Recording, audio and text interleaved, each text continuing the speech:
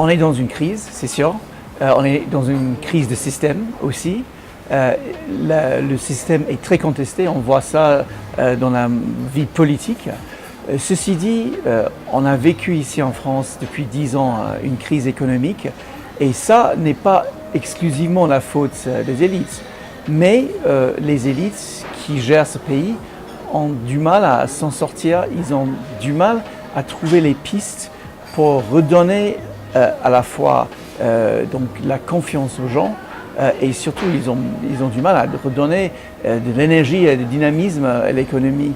Et c'est pour ça qu'on est de plus en plus attaqué et ils ont de plus en plus de mal à trouver des réponses aux questions très pertinentes.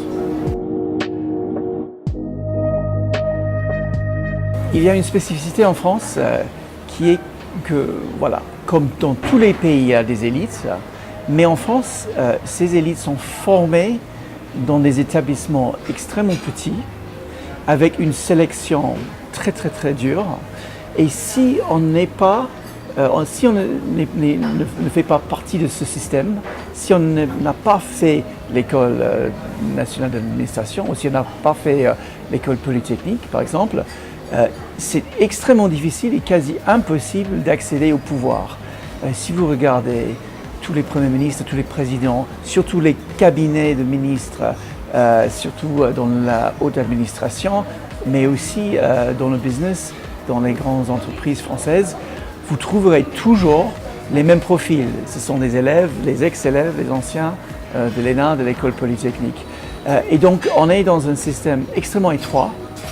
Et c'est là vraiment le cœur du problème, parce que dans d'autres pays, on trouve les gens du business qui viennent de peu partout.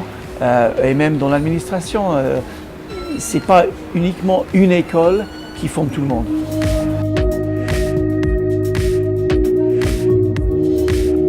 C'est assez clair, parce que depuis toujours, en tout cas depuis le